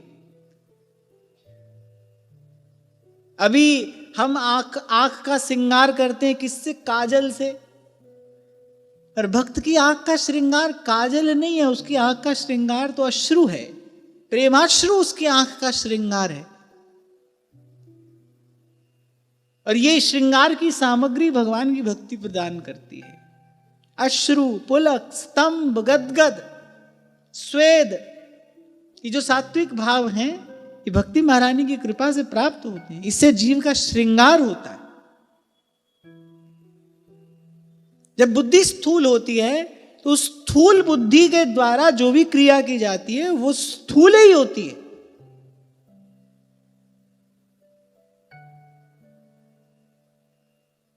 कभी कभी देखने में आता है ना कि ठाकुर जी का ब्याहुला है, जैसे कल हम प्रसाद की बात कर रहे थे, प्रसाद के नाम पर जाने क्या क्या करने लगते हैं, नियम संयम सब छूट जाता है। ऐसे ही देखते थे पहले कभी कि ब्याहुला ठाकुर जी का हो रहा है और खूब सज धज कर वहां सामने आकर बैठ गए, ठाकुर जी का ब्याहुला है, ठाकुर जी का ब्याहुला है। अरे ठाकुर जी का स्वरूप क्या है, प्रियालाल का श्रृंगार कैसा है, और उन प्रियालाल के उत्सव में हमको कैसा श्रृंगार करके जाना चाहिए, पहले गुरुजनों से, पहले रसिक जनों से कुछ इस बात का बोध तो लेना चाहिए। पर क्या है ना भाई, बुद्धि स्थूल है तो जो क्रिया होगी वो स्थूल ही होगी, वो इससे अधिक और कुछ सोच ही नहीं सकता और कुछ कर ही नहीं सकता। हाँ, लेकिन भव रोग की औषधि है। गुरु पद रज मृदु मंजुल अंजन, नयन अमीय दृग दोष विभंजन। रोम रोम पुलकित हो गया। वाग गदगदा द्रवते यस्य चित्तम, नेत्रों से प्रेमाश्रु आनंदाश्रु झरने लगे। और प्रहलाद जी एक टक निर्निमेष नयनों से उसी रूप को देख रहे हैं जिस रूप के निकट लक्ष्मी जी जाने का साहस नहीं कर पा रही हैं। अब देखो, लक्ष्मी जी को क्रोधावेश में नृसिंह भगवान का दर्शन हो रहा है, पर भक्ति महारानी प्रहलाद जी को कुछ और दिखा रही है। कोई अनभिज्ञ व्यक्ति आए तो यहां आकर क्या देखेगा? जो देखेगा सो देखेगा। आचार्य किसी पर कृपा कर दे, वो जाकर देखेगा तो क्या देखेगा? रूप बेली प्यारी बनी, प्रीतम प्रेम तमा, द्वै मन मिली एक भय, श्री राधा वल्लभ।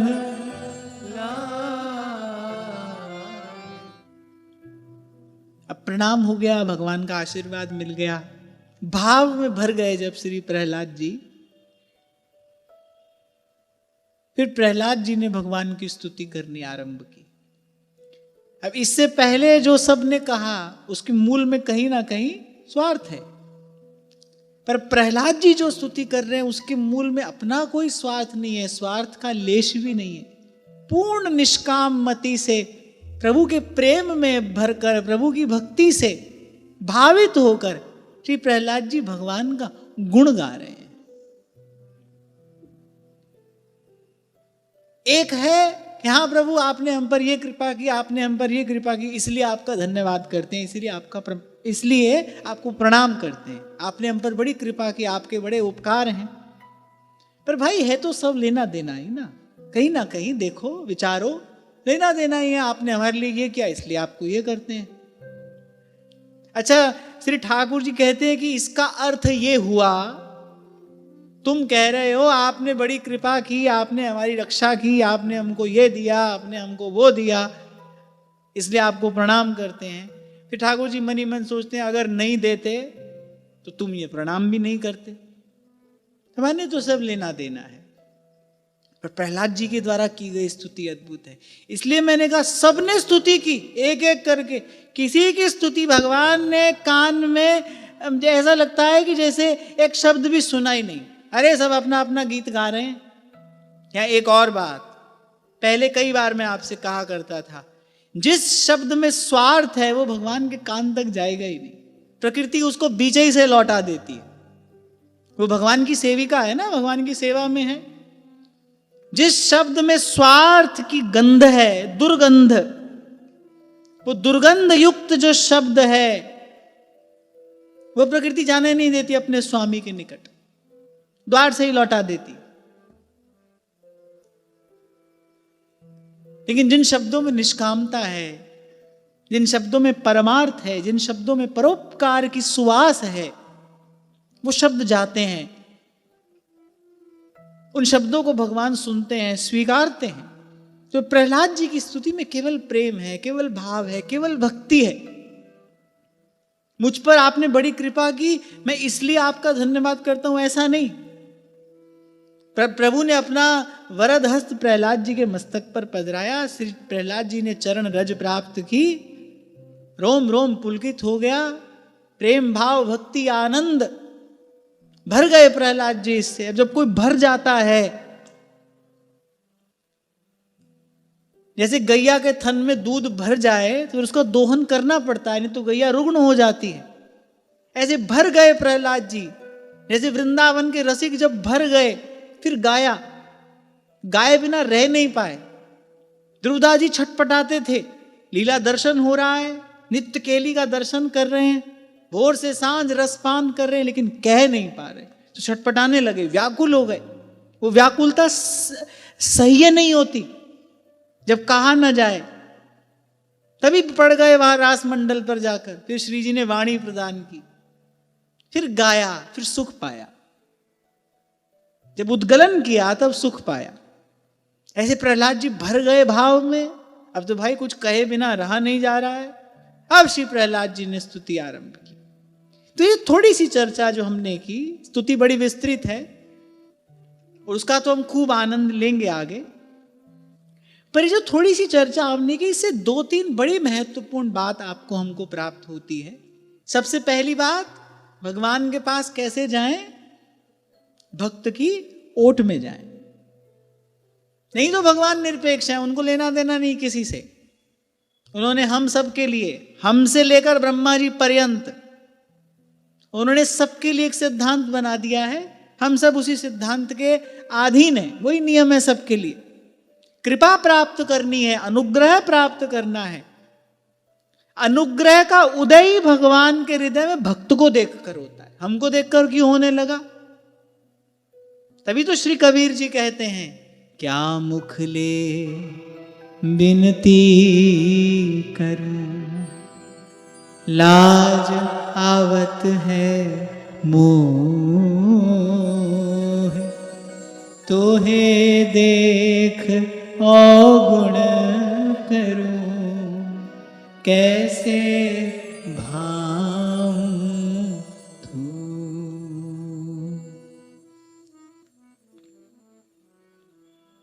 तो हमको देखकर क्यों कृपा करेंगे भगवान? हम तो भगवान को देखकर अवगुण करते हैं। हम भगवान का अनुग्रह यदि चाहते हैं, भगवान की कृपा यदि चाहते हैं, तो वैसा वातावरण बनाना पड़ेगा ना। कृपा करें भगवान।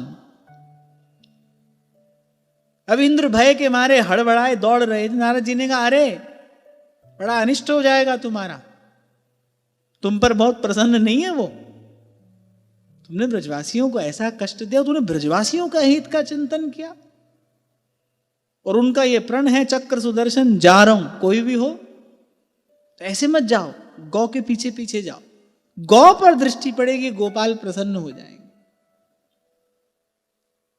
ऐसे गए भक्तन पद ऊट, भक्त के पीछे रहिए, आगे जाने की चेष्टा ना करिए।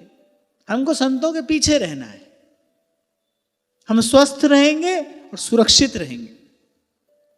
पहली बात तो भगवान का अनुग्रह यदि प्राप्त करना है, भगवान की कृपा यदि प्राप्त करनी है, राम सिंधु घन सज्जन धीरा,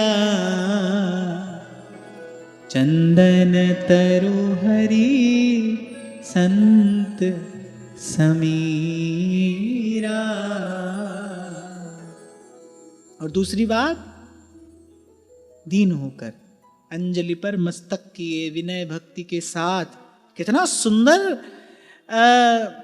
सूत्र हमको यहां पर प्राप्त हो रहा है। सबने स्तुति की एक एक करके। अगर मैं आपको पूर्व के अध्याय से पढ़कर बताऊं, ब्रह्मा जी ने स्तुति की, शंकर जी ने स्तुति की, इंद्र ने स्तुति की, ऋषियों ने स्तुति की, पितरों ने स्तुति की, सिद्धों ने स्तुति की, विद्याधरों ने स्तुति की, नागों ने स्तुति की, मनुओं ने स्तुति की, प्रजापतियों ने स्तुति की, गंधर्वों ने स्तुति की, चारणों ने स्तुति की, यक्षों ने स्तुति की, किम पुरुषों ने स्तुति की, वैतालिकों ने स्तुति की, किन्नरों ने स्तुति की, यहाँ तक कि भगवान के पार्षदों ने स्तुति की। इन सब की स्तुति से नृसिंह भगवान का क्रोधावेश शांत नहीं हुआ। प्रहलाद जी ने कोई स्तुति नहीं की, स्तुति तो अभी करेंगे। प्रहलाद जी ने कोई स्तुति नहीं, केवल प्रणाम किया भाव में भरकर। मूसम दीन न दीन हित तुम समान रघुबीर, अस विचार रघुवंश मणि हरहु विषम। गोस्वामी जी कह रहे श्रवण सुजस सुन आए हूं, प्रभु भंजन भवभीर, त्राहि त्राहि आरत हरण, शरण सुखद रघुवीर। ऐसे जब कोई जाता है भगवान के पास, फिर भगवान के हृदय में कृपा करुणा का उदय होता है। क्योंकि भगवान निरपेक्ष है ना, निरपेक्ष है, किसी से कोई अपेक्षा नहीं, किसी से कोई लेना देना नहीं, किसी से कोई लेना देना नहीं। जो हम कर रहे हैं अपने लिए कर रहे हैं। तो निरपेक्ष के हृदय में हमारे लिए कृपा करुणा का उदय हो जाए। अब इसके लिए भाई एक व्यवस्था है, उस व्यवस्था में हमको स्वयं को ढालना पड़ेगा। पहले तो भक्त के पीछे जाइए और फिर दीन वचन संतन संग दरस परस कीजय, दीन होकर। और मैंने आपसे कहा ना, कभी अकेले बैठकर एकांत में बैठकर विचार करो, हमारी सामर्थ्य क्या है? क्या? कुछ भी नहीं, नगण्य, नगण्य।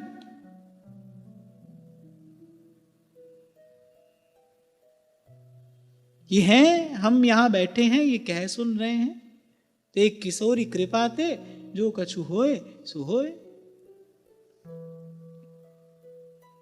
दीन होना, रोना धोना गिड़गिड़ाना, इसका अर्थ ये नहीं है। दीन होना माने अपने आप को जानना, अपनी जो भी हमारी सत्ता है, जो भी हमारा सत्य है, उसको स्वीकार करना। हम स्वीकार करें, हाँ भाई ऐसे ही तो हैं हम। ये व्यर्थ का अभिमान अपने सिर पर ढो रहे हैं, कितने लबादे हमने ओढ़ रखे हैं, सब झूठ, सब झूठ। तभी तो कष्ट में है, तभी तो पीड़ा में है। मुक्त हो जाता है संत इन सब से, मुक्त हो जाता है।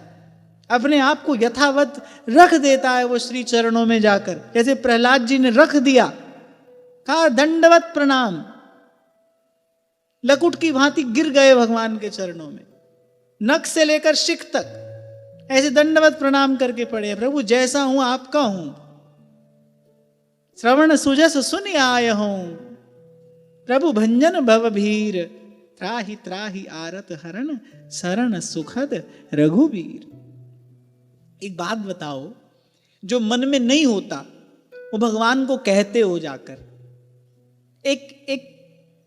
एक स्थिति है, मैं उसका आकलन करने के लिए कह रहा हूं। हमारे मन में वो भाव नहीं है, हम कह रहे हैं, जैसे त्वमेव माताश्च पिता त्वमेव, त्वमेव बंधुश्च सखा त्वमेव, है ना, कहते हैं भगवान के सामने जाकर।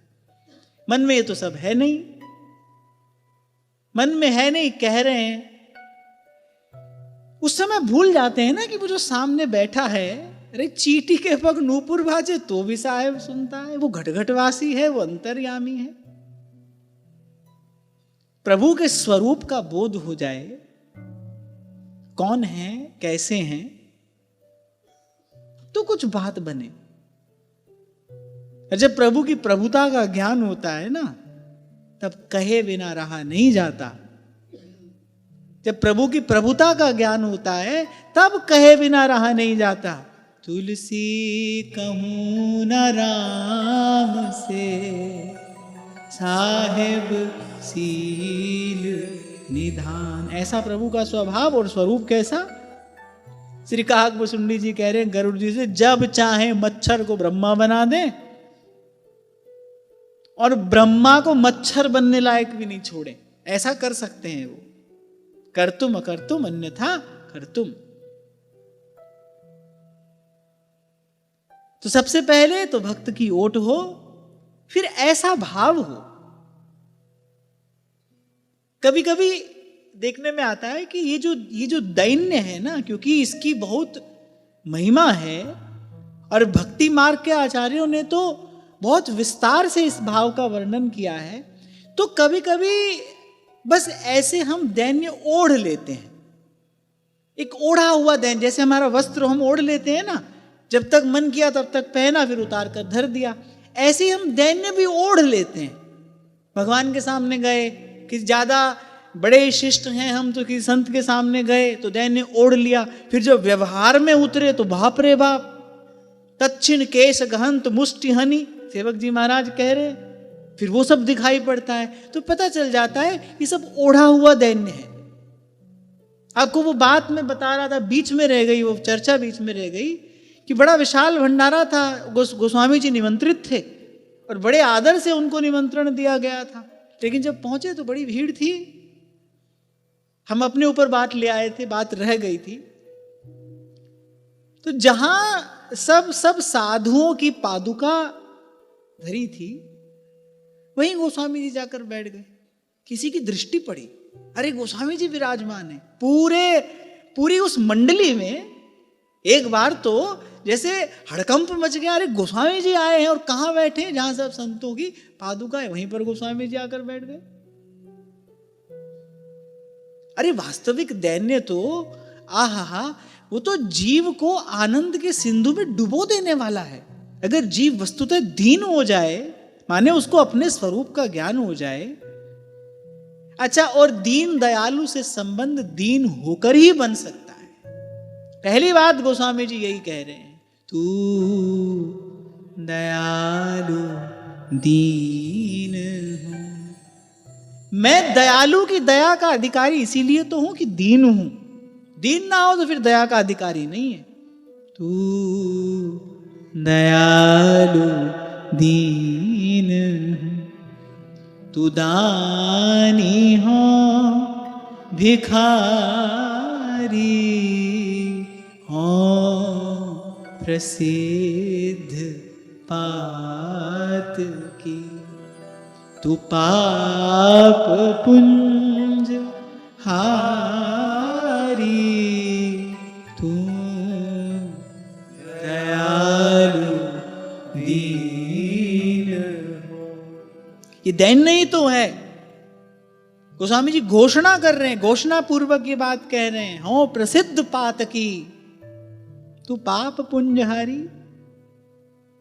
हो प्रसिद्ध पातकी तो ही मोहि नाते अनेक, मानिए जो भावे। प्रभु ऐसे तो आपके मेरे संबंध बहुत हैं, आपको जो रुचे आप वो स्वीकार करिए, बस मेरी इतनी बात बना दीजिए, तो ही मोहि नाते अनेक, तो ही मोहि नाते अनेक, मानिए जो भावे,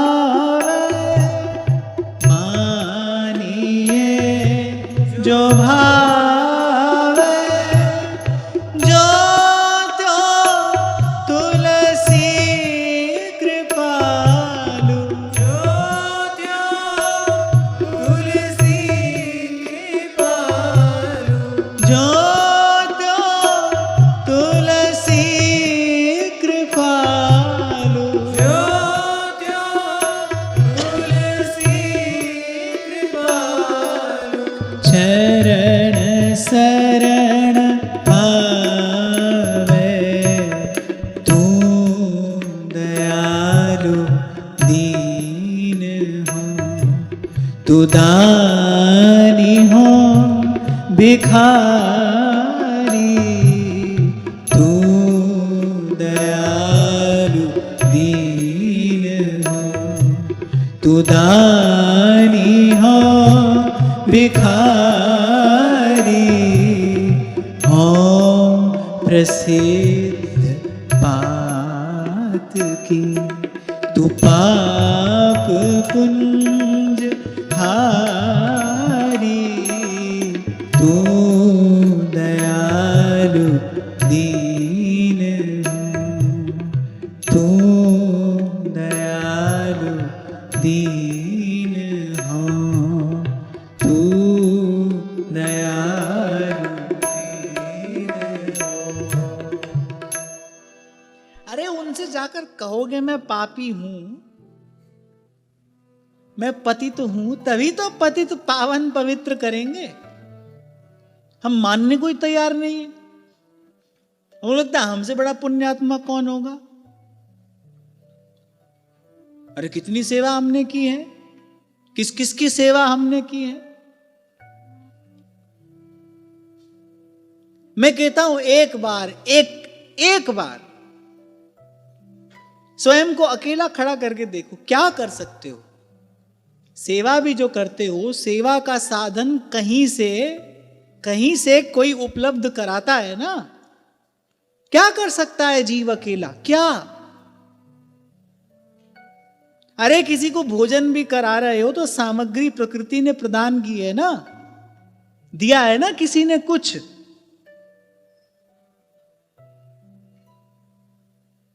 इसलिए तुद आ गए अरदास हमारी, और जीव पिंड सब तेरा, कहो नानक सब तेरी वड्याई, कोई नाम न जाने मेरा। वैसे करने को यहां कुछ है नहीं। प्रभु जो करा ले सो करा ले, उनकी राजी उनकी इच्छा। निमित्त मात्रम भव सव्य साचिन।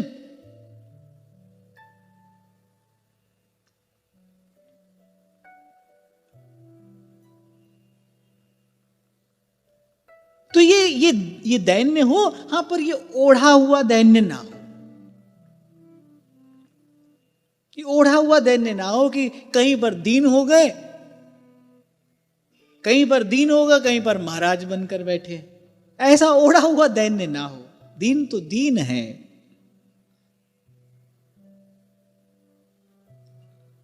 श्रीमद् भागवत में आगे आप श्रवण करेंगे। कूकर सूकर सबको साष्टांग दंडवत प्रणाम करे। भक्तमाल में एक वेशनिष्ठ राजा का प्रसंग आता है। कोई भी वैष्णव वेशधारी जाता था तो राजा उच्च सिंहासन पर उनको बैठाकर उनका चरणामृत ग्रहण करते थे, षोडशोपचार उनका पूजन करते थे। वेशनिष्ठ राजा। अब जो विमुख लोग थे उनको उपहास करने की सूझी। उन्होंने एक दिन एक गधे के गले में कंठी बांध के उसके माथे पर वैष्णव तिलक लगाकर भेज दिया। अब देखते हैं अब क्या करते हैं। पर राजा की निष्ठा सच्ची थी। उन्होंने उसी रीति से उस गधे का भी चरणामृत लिया और जैसी जैसी पूजा वो अन्य वैष्णवों की करते थे वैसी ही पूजा उनकी भी की। सच्ची निष्ठा है। ऐसे ही हमारा दैन्य सच्चा हो।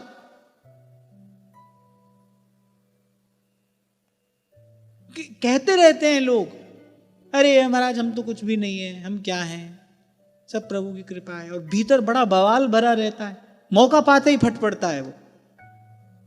ऐसा ना हो। और यदि दैन्य है फिर किसी प्रार्थना स्तुति की आवश्यकता नहीं है। यही मैं आपको निवेदन करना चाह रहा हूं। अब देखो किस किसने स्तुति की, मैं कहूंगा किस किसने स्तुति नहीं की। जितने प्राणी संसार के सब ने आकर भगवान की स्तुति कर दी, भगवान ने एक शब्द नहीं सुना। गरजते रहे नृसिंह भगवान, लक्ष्मी जी तक पास जाने में भयभीत हैं। प्रहलाद जी सहजता से भगवान के पास चले गए, प्रणाम किया। प्रहलाद जी के प्रणाम मात्र से भगवान संतुष्ट हो गए, प्रसन्न हो गए, हर्षित हो गए, कृपा करने को आतुर हो गए। क्यों? क्योंकि उस प्रणाम में क्या है? उस प्रणाम में वास्तविक दैन्य है। उसी की याचना श्री गोसाई विट्ठल नाथ जी श्री गोवर्धन नाथ से करते हैं। यद्दैन्यम त्वत्कृपा हेतु न तदस्ति ममाण्वपि। आप सुनिए क्या कह रहे हैं। हे नाथ, आपकी कृपा का हेतु एकमात्र दैन्य है। आप ये नहीं देखते किस कौन से कुल से कोई है, इसकी जाति क्या है, ये पढ़ा लिखा है कि नहीं पढ़ा है। आप तो दीन पर दया करते हैं, आप तो पतित को पावन करते हैं। अच्छा, भगवान के नाम से वैसे तो ये स्पष्ट ही है, दीन दयाल, यही तो कहा जाता है उनको। दीन दयाल सुने जब ते, पतित पावन। पुण्य पावन तो कहीं नहीं कहा है, पतित पावन है, पतित को पावन करते हैं। गोस्वामी जी तो यहां तक कहते हैं बिरध हेतु। अब क्योंकि भाई आपका नाम प्रसिद्ध हो गया है, पतित पावन आपका नाम प्रसिद्ध हो गया है, अब आपको क्या करना पड़ता है या आप करते हैं? बिरध हेतु पुनीत परिहर पामरन पे प्रीत। अब जब दरबार खुलता है आपका, पापी भी आते हैं, पुण्यात्मा भी आते हैं, धर्मात्मा भी आते हैं, दुरात्मा भी आते हैं। जब दरबार खुलता है तब आप क्या कहते हैं? बोले सबसे पहले पापियों को लाओ। बिरध हेतु पुनीत परिहरि पामरन पे प्रीत। भगवान के नाम से ही स्पष्ट है, वो तो दीन दयालु हैं, पतित पावन हैं। उर्दू में एक शब्द है गरीब निवाज। गरीब निवाज, अमीर निवाज शब्द ऐसा है नहीं कहीं, गरीब निवाज। और फिर आगे आप श्रवण करेंगे, निष्किंचना वयम शश्वन निष्किंचन जन प्रिया।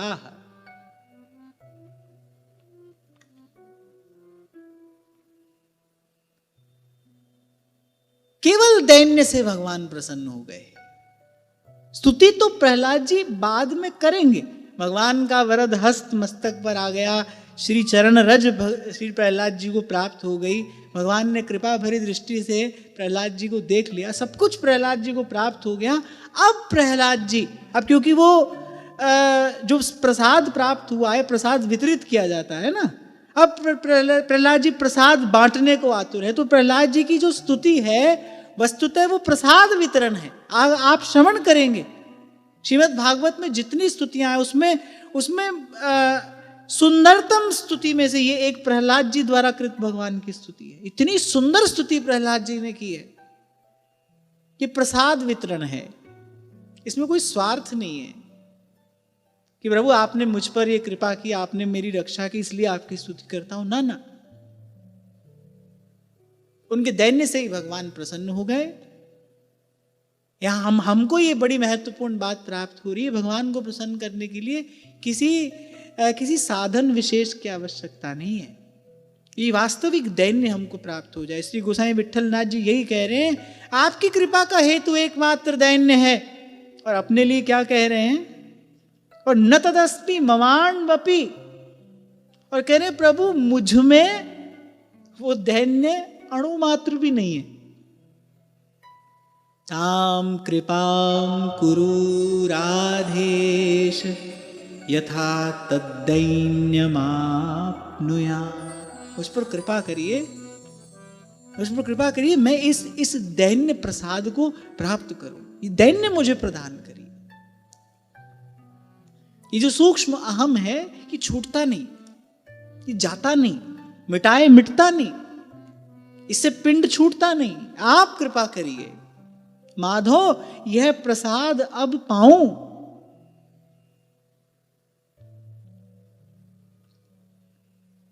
थोड़ा सा करके व्यक्ति को लगता है अरे हमने ये भी किया वो भी किया।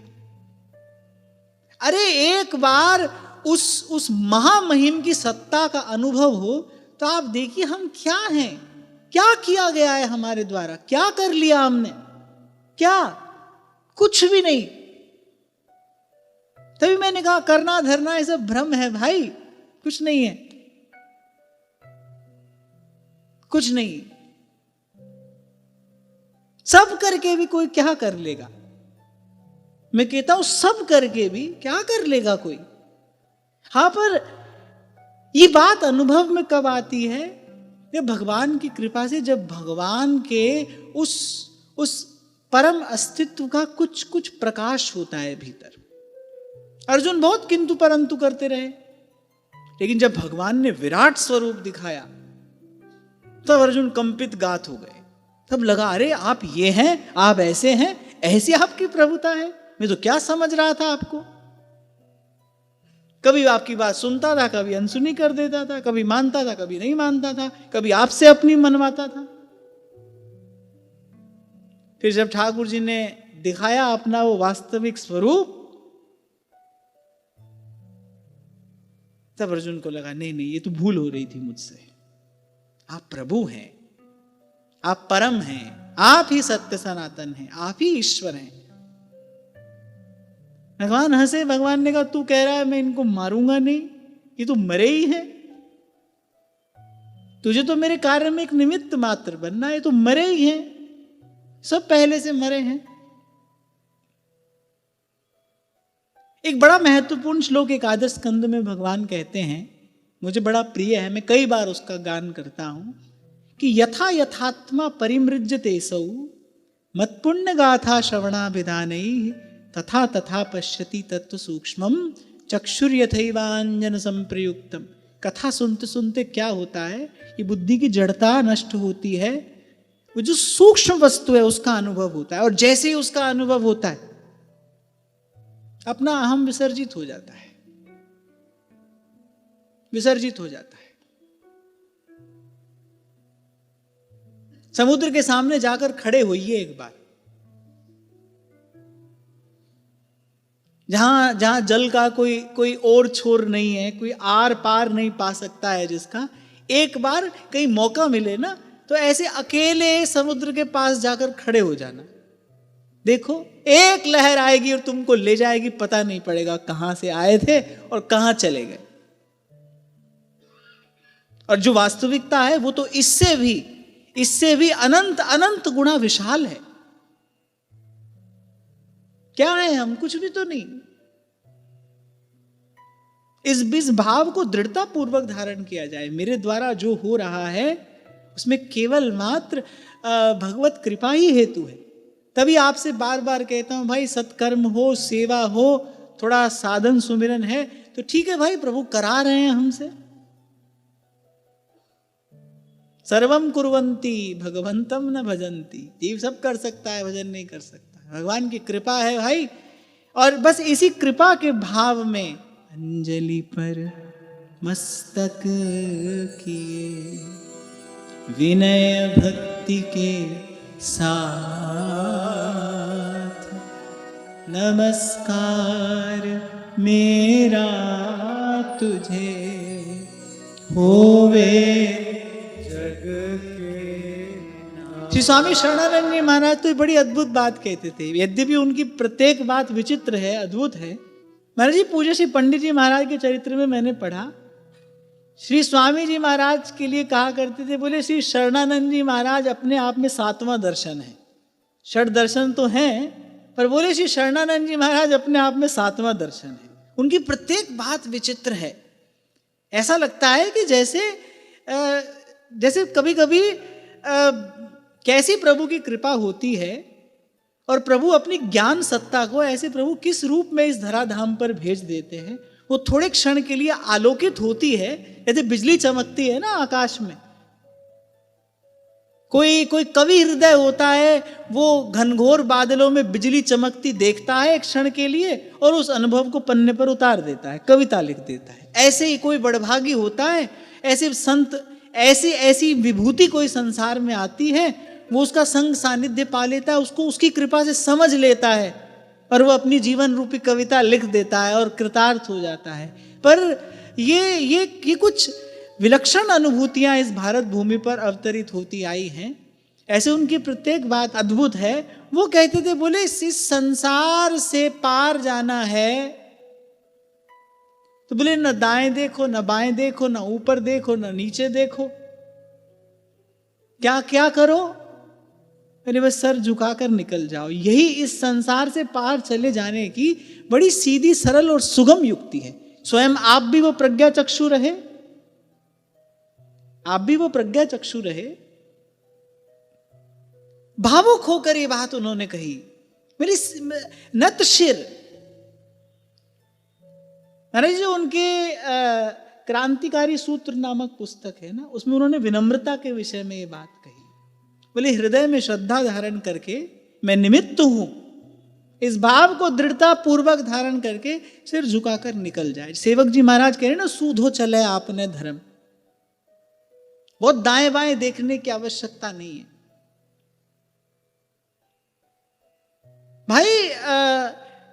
बहुत विचार में पड़ो, फिर तो मुझे लगता है व्यक्ति उलझ जाता है, इसका कोई आर पार पाया नहीं जाता है।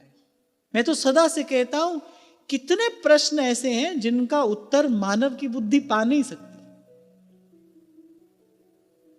जहां से चर्चा आरंभ हुई वहीं ले जाता हूं कि कहो नानक हम ही हवाला, राख संतन के पाछे। और मुझे लगता है इसी को श्रद्धा कहते हैं। श्रद्धावान लभते ज्ञानम तत्परः संयतेन्द्रियः, इसी को श्रद्धा कहते हैं। गुरुजनों के पीछे चले। अच्छा, वैसे कौन सा हमने क्या बना लिया है यहां पर? अपनी मन मर्जी से चलकर, अपना मनमाना करके क्या अर्जित कर लिया है हमने यहां तक? दुखी तो पा रहे हैं, चक्की में पिसे ही तो रहे हैं।